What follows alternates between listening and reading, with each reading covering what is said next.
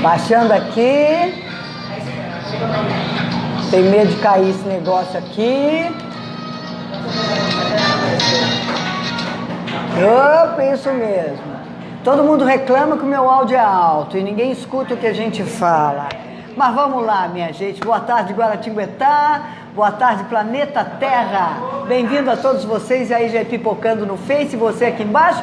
Hoje é quinta-feira, dia de... que tá lá atrás, lá. Natural Mix. Vem aqui, Marinho.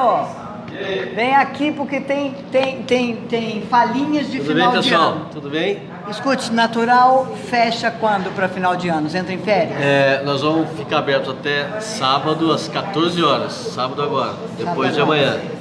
E voltamos às 10h30 do dia 7 de janeiro. É delícia! Vamos curtir um pouquinho as férias aí, descansar e carregar as baterias para fazermos bons pratos, boas saladinhas a partir do 7 de janeiro. Nós esperamos vocês aqui, desejamos aqui boas festas para todo mundo aí, tá? Grande abraço para todo mundo, boas festas, recarregar essas baterias e quiçá tenhamos, né, um ano novo bem melhor do que esse. Bem melhor, bem melhor. Vamos acelerar isso aí, né? É isso aí. E saladinhas novas, porque todo mundo vai comer bastante no Natal, no Réveillon, nas férias. E daí volta pro Natural Mix para botar o corpício em dia. É isso aí. Dá uma reciclada, vem aqui pra gente cuidar de vocês depois aí. Tá bom? Valeu. Beijão, Marinho. Valeu, gente. Então, ó, Natural Mix aberto até esse sábado agora às 14 horas e depois só no dia 7 de janeiro. Ernesto Elaste já mandando um abraço aqui. Grande Ernesto. Tá aqui para Alexandre Rocha, que é o nosso entrevistado de hoje. Entrevistado não, é a nossa conversa boa de hoje, não é isso? Eu tô com mania de segurar o microfone, vamos por aqui. Quero apresentar então para quem não conhece, doutor e DJ Alexandre Rocha. Boa tarde, Neuza. Bem-vindo. Boa tarde a todos aí do programa. Um prazer imenso estar aqui fazendo parte desse programa que a gente tenta acompanhar o máximo que a gente pode, mas a gente sabe que é super sucesso e a Neuza comanda super bem. Ah, legal, legal. E ele falando isso é um orgulho para mim, porque é um homem de programa de rádio da vida inteira, desde a década passada. Década não, do século passado. Século passado. Isso é um pouco pesado, né? Falar que a gente é do século passado, mas tudo bem, vamos lá. Vamos lá. Não, da década de 1990. É, isso, beleza. Beleza? Melhorou? Melhorou. Escute aqui, começou então em rádio, DJ, como é que é essa história? Então, a coisa começou mais ou menos 1988, 89, com as brincadeiras de garagem que a gente fazia. Sempre começa uma garagem, né? Sempre começa. Com aquelas luzes com pastilha piscando, um somzinho 3 em 1, fita cassete, e a coisa foi indo. Aí eu comecei a entender como que funcionava, até que um belo dia surgiu um curso de DJ no Literário. Mas não chamava DJ? Chamava. Não era discotecário? O discotecário foi uma mudança nos anos 70 para os anos 80. É que eu sou mais antiga, é claro. Tá, mas teve a fase, na verdade começou com Orquestra Invisível. O primeiro nome chamava Orquestra Invisível. Orquestra Invisível? Orquestra Invisível, veio do Invisible Orchestra. Porque o DJ ele surgiu fazendo o intervalo das bandas de orquestra, daquelas bandas de baile com orquestra. Obrigado, Mário, obrigado. Então, só que ele ficava escondido atrás de um pano, atrás das caixas de som. Então as pessoas ouviam uma música e não sabia de onde que estava vindo. Então era invisível. Então por isso veio o Orquestra Invisível. Depois, quando a coisa foi se profissionalizando, a orquestra saiu de cena, aí entrou e ficou só o DJ e bem antes um pouco.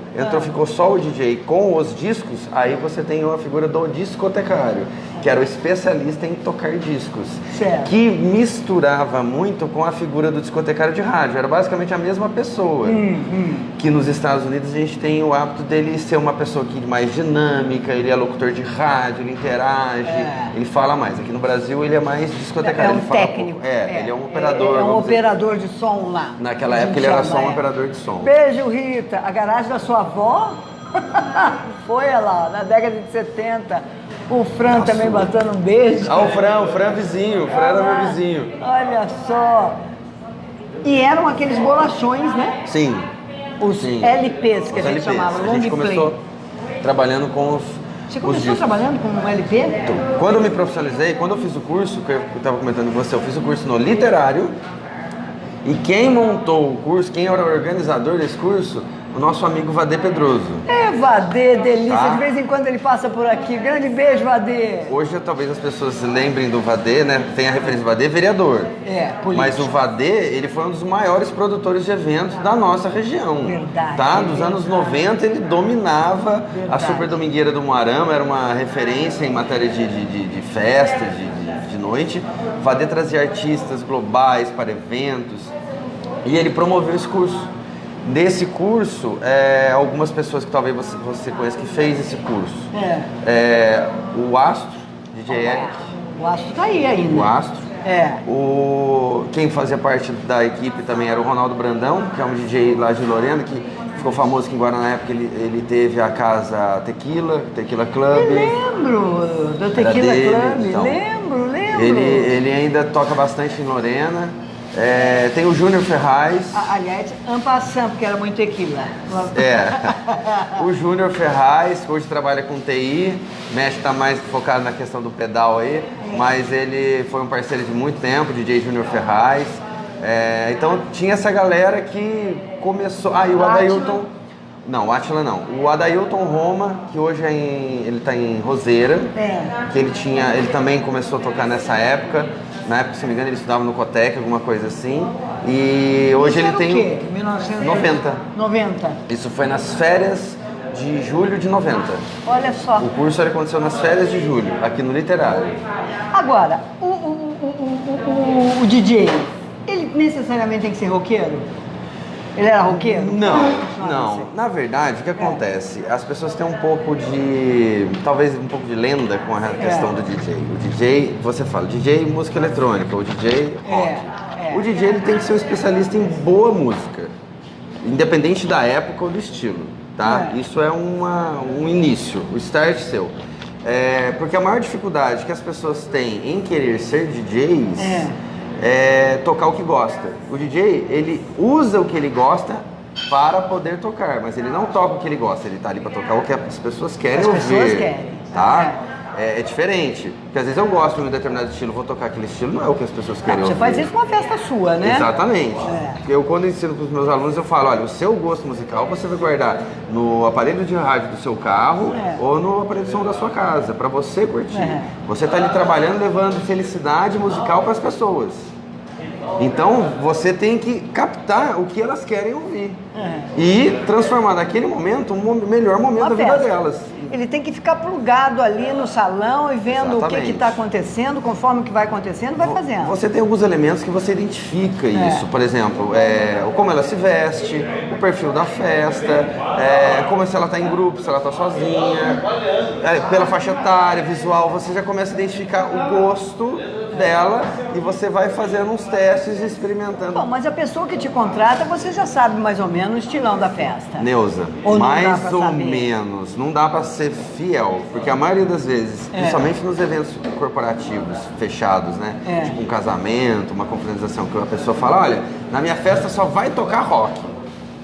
Você pode ter certeza que o que menos que vai tocar vai ser rock.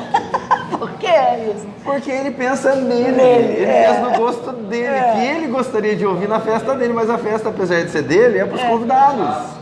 E o convidado gosta de outra coisa. Inúmeras vezes o noivo geralmente fala assim, olha, eu não quero que você toque funk, não quero que você toque sertanejo. Eu falei, tá bom, mas se por algum motivo acontecer, você me dá um sinal, ok. Batata. Num dado momento da festa, os padrinhos, principalmente as madrinhas, vão lá. DJ, toca isso. Fala, eu não posso tocar. Você tem que falar com o noivo. É a ordem dele. Aí lá no meio da festa ele levanta um sinalzinho pra mim. Aí manda ver. Vida que segue, a festa é um sucesso. E no final ele vem te agradecer, enfim, porque é essa visão que as pessoas têm, entendeu? Do gosto pessoal. É verdade. Nós estamos batendo papo com o Alexandre Rocha, esse grande DJ do Vale do Paraíba. Ô Alexandre, e os programas de rádio? Você trabalhou em grandes rádios de todo o Vale do Paraíba com programas de rock. Eu dei uns pitacos no programa de rock, mas o principal sempre foi a música eletrônica. Tanto que eu fiz um programa que eu ainda carrego, graças a Deus, da música eletrônica? Porque assim, é a raiz, né? A raiz é o rock, não é? Ou da música eletrônica? Sim. A guitarra. Sim. Na verdade, os dois começaram juntos. Porque o rock, ele começou, né? É dito que a história do rock é com o Arthur Big Boy Truder, que foi um radialista que tinha um programa de rádio que tocava músicas, acho que era no estado do Mississippi, nos Estados Unidos, músicas de compositores negros que não tinham oportunidade de tocar suas músicas nas rádios comerciais, que eram eminentemente brancas. Bill Harley e seus cometas. Tá? Nessa época, tá? Década de 50, do século passado. Virada 40, 50, mais ou menos. E na época, um pouquinho antes até, ele descobriu um cara que era branco com voz de negro. E ele lançou esse cara, e esse cara decolou e levou o rock and roll junto com ele, que é o Elvis. Elvis Presley. Só o Elvis. Só. Tá? Então daí... Ele é de New Orleans, é verdade.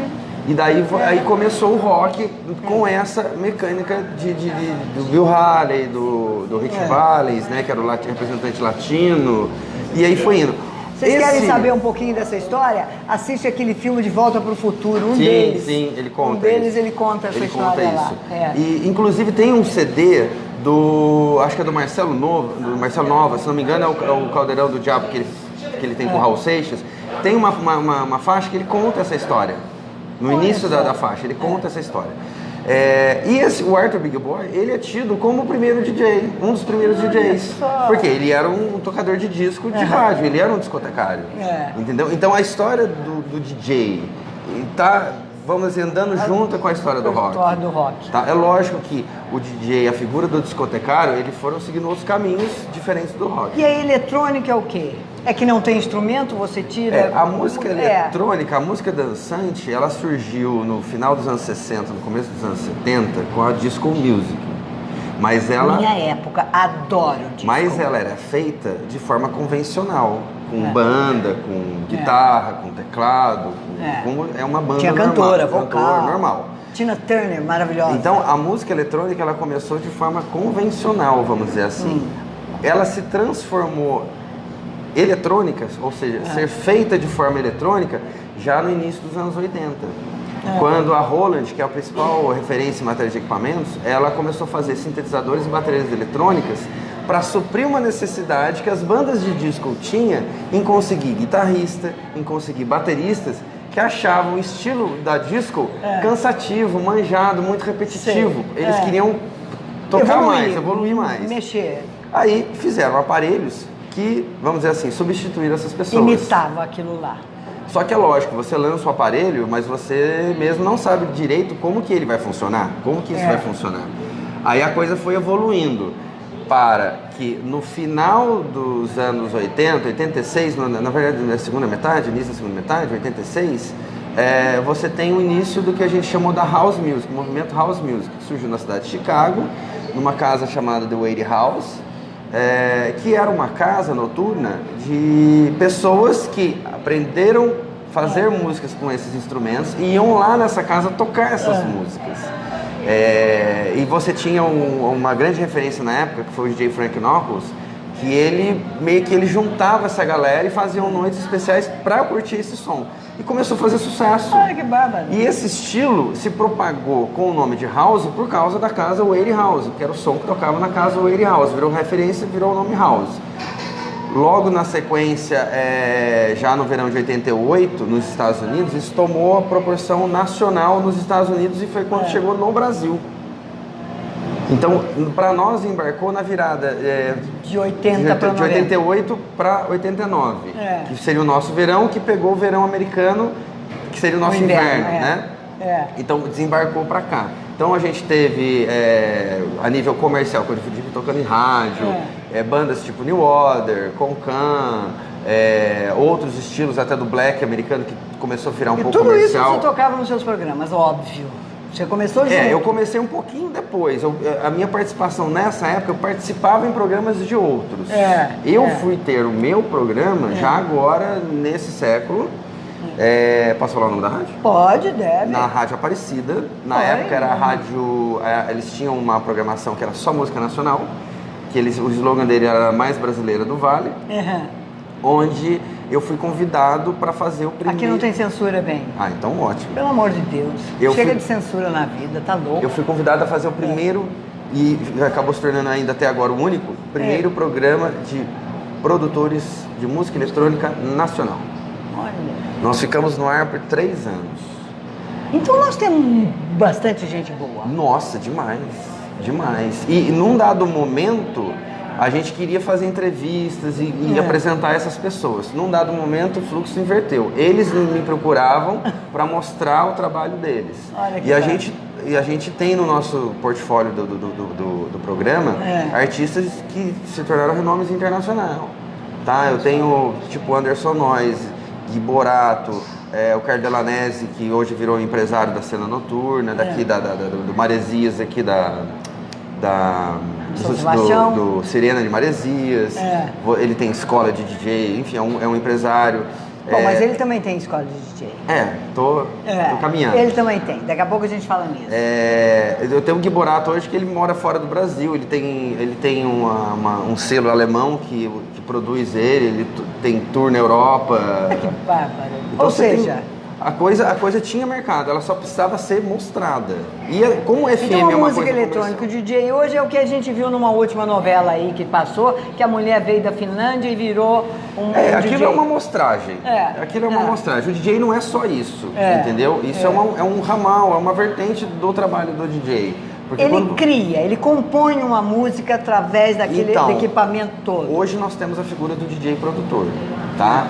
O que é o DJ produtor? Você tem o DJ que toca, que faz a análise da pista, identifica a pista, como que a pista está se comportando para tocar e fazer uma festa. Nisso ele não toca só música eletrônica, principalmente no Brasil, que é um país de múltiplos gostos e estilos.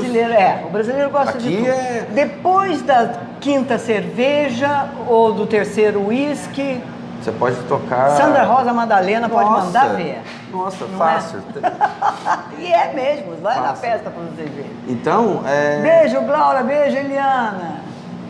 Aí o que acontece? Você tem... Aqui quem tá aqui, ó. Aluno Will aqui no Instagram, ó. Beijão, Will não está aqui. Sábado tem aula, hein, cara? Olha lá. Will aqui do Natural Mix, nosso querido Will aqui. Também é aluno dele e está se tornando um grande DJ. Sim, ele está sendo muito apurado, ele já é da área da música já. E meu professor, olha lá o Will. Valeu, Will. Valeu. Você está gostando da história, Will? Ele já ouviu essa história, esse é um papo que a gente tem na primeira aula. Esse é um resumo disso aqui. Então você tem essa figura do DJ que toca nesses tipos de evento, né? E você tem agora a figura do DJ produtor, que compõe, que cria música, que faz música, tendo como base as bases da música eletrônica. Isso é uma coisa que já surgiu nessa vinda do house, né, dos anos 80, dos anos 90, só que na época como é que o cara fazia? Você lembra do toca-fita de rolo? Lembro, do Akai. Aquele grandão. Tem uma fita de rolo dessa. Tenho vários amigos DJs dessa época que faziam remixes. Inclusive o Brasil na década de 80, mais ou menos 85 a 87, antes do house chegar, ele já estava entrando no universo da música eletrônica, fazendo remix das bandas de rock nacional que estouraram nessa época. Então fazendo remix de Barão Vermelho, fazendo remix de Lulu Santos, fazendo remix de Legião Urbana. O remix é juntar tudo e... O remix, o que é? Você remixar. Você pega uma música e dá uma outra cara para ela. Uma outra cara, uma outra roupagem. No caso, o que eles faziam? Eles pegavam essas músicas e deixaram elas dançantes. Colocavam a batida para pista de dança. Para trazer essa música para pista de dança. Eu tenho de Beatles assim. Tem, não, vários, eu tenho de vários Beatles tem. assim, é uma delícia. Porque às vezes o cara ele compõe uma música para um determinado estilo, para um determinado segmento, uma ideia que ele tava. O DJ pega aquilo e não, mas essa melodia pode ser aproveitada de uma outra forma. Mas você lembra como é que fazia edição nessas fitas de rolo? É o que eu ia falar para você. Gillette e Durex. Tá? Então essa galera começou fazendo remix com Gillette e Durex.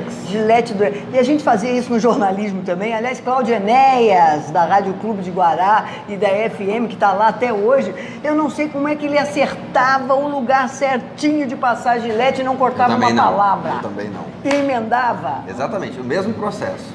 A coisa foi... impressionante. Evoluir e tomar um nível, um boom, vamos dizer assim, quando entrou a informática. quando você passou a ter softwares que fazem isso. Tanto que eu até comento com os alunos, o curso que eu dou, ele é um nível inicial, que é para você aprender as técnicas de mixagem, para fazer a passagem da música de uma forma que a gente chama da mixagem de música musical, para que quem esteja dançando não perceba que uma música acabou e a outra começou. É uma coisa direto, retilíneo. Feito essa fase, passado essa fase, ele pode daí partir para a parte da produção. É basicamente um curso de informática, porque você vai trabalhar com um software, mas você tem que ter essa base para você poder desenvolver como que eu vou fazer uma música, como que aquele DJ que eu quero que toque, como que ele vai tocar aquela música. Mas o cara precisa ter uma pequena noção musical dessa história, pelo menos um ouvido. Ele pode não saber tocar instrumento nenhum. Para começar aqui o curso de DJ, a primeira coisa que a gente vai trabalhar é compasso. A pessoa tem que conhecer compasso, porque as mixagens, elas são feitas casando os compassos das músicas. Então a famosa, vamos lá, Will, batida 1, 2, 3, 4, olha lá. Tá? É exatamente isso. Então os compassos, eles são batidas quaternárias múltiplos de 4. 4, 16, 32, 64 e assim vai. Então todas as músicas são construídas seguindo essa sequência. Como todos os artistas seguem essa sequência, você casar uma com a outra fica fácil. Fica fácil. É só você fazer matemática e ter um... Só valsa que não, porque valsa é 3/4. 3/4, isso. Valsa é 3/4, é diferente. Mas Eu estudei música, gente. Quando você vem, por exemplo, no caso do Will, que ele já tem uma noção musical, ele já é músico, como eu tive outros alunos que já eram músicos, ele pula uma etapa no curso, porque ele já tem o feeling de sentir esse tempo da música, essa batida, né, do 1, 2, 3, 4 e começa a tocar, entendeu? Então ele já tem isso dentro dele. No curso, a gente ensina o aluno a ter esse time. No começo você está lá marcando. Algum instrumento? Você toca alguma coisa? Morro de vontade de aprender. Morro de vontade de aprender. O que você queria aprender? Olha, inicialmente bateria. Eu gosto de percussão, mas hoje eu acho que para mim o teclado seria o mais útil, vamos dizer assim. Mas... Alexandre, você já tem uma estrada fantástica musical, faz o que você gosta. O negócio é tempo, né? Depois nós vamos contar porque que ele não tem tempo. Ele resolveu virar advogado nessa história. Pois é. Mas depois eu converso. Outro dia é outra entrevista da advogado de saúde, judicialização da saúde. Chega. Depois do ano que vem. Muita coisa deve mudar, né? Se Deus quiser. Para melhor. Amém. Esperemos. Oremos. Agora me conte uma coisa. Então ele vai aprendendo, vai juntando isso, tem que saber a música, não necessariamente saber tocar. Porque o Will, eu acho que ele mesmo toca. Sim. Neuza, como eu disse... O violão, ele grava. De repente, ele toca a bateria, ele grava. Depois ele vai juntando uma coisa com a outra, fazendo mix. É inevitável um produtor aprender a tocar algum instrumento. É inevitável. E o cara que já sabe tocar algum instrumento, ele, enquanto produtor, DJ produtor, ele vai se lanchar muito mais rápido e fácil, porque ele já tem a estrutura... Você está falando de DJ produtor, eu acho que essa pessoa é um compositor. É um compositor. É um compositor. Só que ele trabalha com bases de música eletrônica, ao invés de trabalhar com rock ou com samba. Vamos dizer assim, o processo é o mesmo. O feeling, a intuição, a criatividade é a mesma. A forma com que você vai aplicar isso, que é através da música eletrônica, porque você trabalha com programas. Eu falei eletrônica e tal, então tem várias músicas que tem, mas não pode colocar um sambinha aí também, não? Pode, você põe uma base eletrônica no samba, tranquilamente, tem vários. Inclusive você tem um estilo hoje que chama Nova Bossa. Opa! Tá? Quero ouvir isso. A Nova Bossa, então procura aí, por exemplo, a principal referência, eu não sei nem se eles ainda estão na ativa, mas fizeram muito sucesso na década passada, 2003, 2006, que eu tocava muito eles no Brasil Eletrônico, esse programa que a gente tinha. Chama Bossa Cuca Nova. Ai, eu os conheço. Conheço o Bossa Cuca Nova. Tá? Bárbaro. O que é o Bossa Cuca Nova? Ele, inclusive, um deles é o filho do Marcelo Menescal, que era o dono da gravadora Albatroz, que gravou, acho que 80% filho do Menescal, olha só. Da Bossa Nova brasileira. Ele pega a base da música eletrônica, que é tipo um lounge, uma coisa meio ambiente, e joga a melodia da Bossa Nova nela. A maioria dos artistas hoje de Nova Bossa são filhos dessa galera. Dessa turma. Eu tenho Bebel Gilberto, filho do João Gilberto. Do João Gilberto. Eu tenho o Jair Rodrigues, o Jairzinho, Jairzinho. Né? Filho do Jair Rodrigues. Tem o Simoninha. Tem o Simoninha e você tem o Wilson Simonal, o filho do Wilson Simonal. E tem o irmão dele também, o Max de Castro. São dois. O Max, ele tá mais na linha dessa da música eletrônica com bossa nova. Olha. Tá?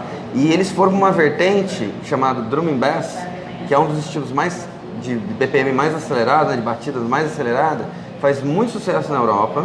Olha inclusive, um dos maiores DJs de Drum and Bass do mundo é brasileiro, que é o DJ Mark, mora em Londres, tá? E ele é um dos grandes propagadores da nova bossa lá fora. A gente tem um CD, vários CDs que foram lançados nessa virada 2000. Nossa, vou pedir uma playlist pra você. 2008, 2010, nesse segmento. É que ele demora pra cair na mídia. Então as pessoas não têm o hábito de ouvir isso, não escutam isso numa rádio. Cá entre nós, a mídia você já conhece melhor do que qualquer um, é uma massificação, é uma batida maldita só dessa música que chamam de...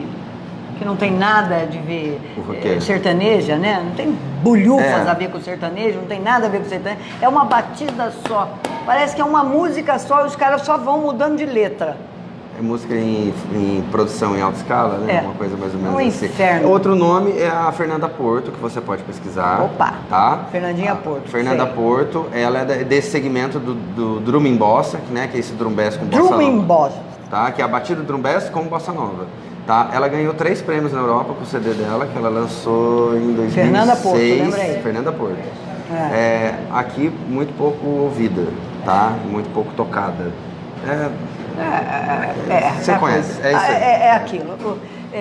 Nós precisamos de educação. Eu repito todos os programas, não adianta mudar o presidente se o povo não tem educação. Sim, não se resolve nada. O problema de tudo é educação. O problema de tudo é educação. Ou falta, né? Na verdade, não existe salvador da pátria. Não existe nenhum, nem outro, nem de esquerda, nem de direita, nem de centro, nem de subterrâneo, nada. O único salvador da pátria é Deus, Jesus Cristo. Fora ele, não tem mais ninguém. Então, aqui, conte uma coisa pra mim. Por que tem muitos nomes, muitas coisas?